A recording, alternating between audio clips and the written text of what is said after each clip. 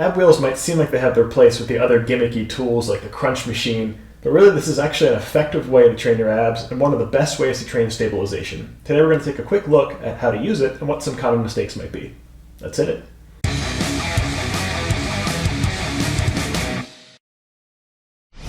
If you're not training stabilization in your core training, you're missing out on a massive part of what it means to actually functionally train your abdominals and your core. An ab wheel, though it might seem gimmicky, is actually one of the best ways to do that.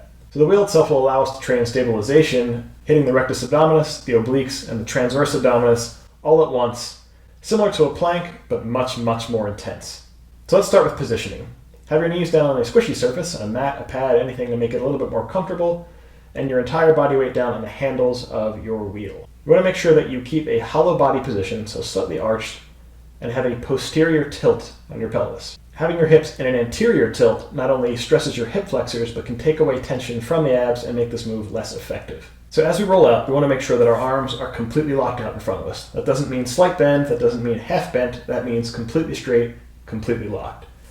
You'll find that if you bend your arms, you're now transferring a lot of the force to the triceps, making this half abs, half arm exercise. If that's what you want, go right ahead, but you're really missing out on the magnitude of the power you can get from this exercise itself.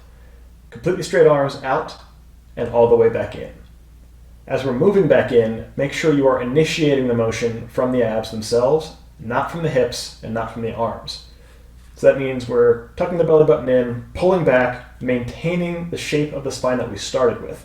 So we have that hollow body shape, the posterior tilt, and we retract, keeping the entire upper body in that same position. Make sure that you are not coming out and then yanking the arms back. This is not a row machine. This is not a push-up. Your arms should not be changing. One of the most important things to make sure that this exercise is effective is to maintain tension throughout.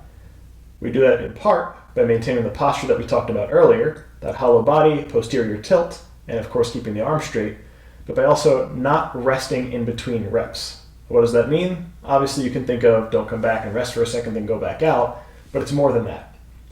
When you're coming back and retracting to the rep to the starting point, don't allow your butt to cross beyond the level of your knees. So when you're crossing back all the way, you're kind of sitting back, you're now releasing all the tension on your abs and going into a rest position. You can of course sit there if you need to, but now you are taking the tension off the abs and decreasing the efficacy of the exercise itself.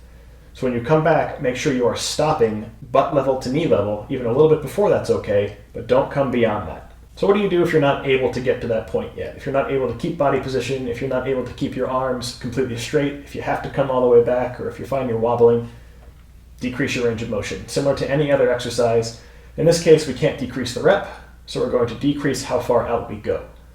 If you can only go halfway, maintaining that perfect form, that's what you should do. It's much better to maintain proper form and go halfway, 3/4 of the way, whatever you can maintain, than going all the way out, yanking your arms back, because you're not actually working your abs in that case. Now how do we track improvement over time? You can take a tape measure, you can put something on the ground, mark your total distance. Easiest way to do it is actually if you come to your maximum distance and bump into a wall. That way you know how far you go. Each time you can measure backwards, moving your knees further and further back until you've reached an entire body extension. This way you can allow yourself to measure progress without trying to guess and check where you are in your extension. Now for the wheel itself, you don't need anything fancy. This was like $10-15 from Target or something, I think. There are more expensive ones out there. You can get a $40-50 wheel. They don't make any difference. Sometimes the handles are a little bit more comfortable. Sometimes the wheel itself is angled and a little bit positioned to make it easier to start. But overall, you're paying for frills. There's no need for it. Get whatever's cheap, get whatever's comfortable, make sure the handles are comfortable for you. There's no real benefit to splurging on a big wheel. Lastly, I want to address the motion of the exercise.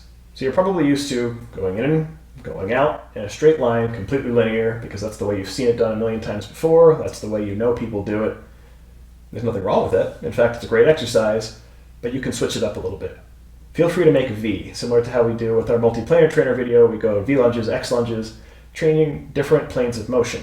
So you can go out straight and then start to diverge a little bit, making a longer path out to the right, trace back a little bit and go back to the left.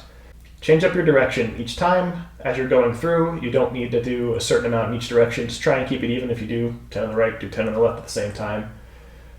Change it up in between sets as well. Usually what I'll do is I'll do a kind of arcing motion. I'll do one left center, one right center, one right, and go all the way back. If you find you can do 30, 40 of these, you're probably not maintaining your form correctly. Go back, readjust yourself, and figure out what you're doing wrong. Having a camera next to you to film this can actually really help to take a look at what is wrong with your form. Really around 15, 16 of these, if you're doing it perfectly, with good form and good speed, you should fatigue pretty quickly. I hope you found this video helpful. Please remember to like, subscribe, and ring that bell for notifications. As always, leave a comment down below to let us know how you liked the video or if there's anything else you'd like to see us cover in the future. No matter where you are in your fitness journey, you'll always head with us. Thanks. See you next time.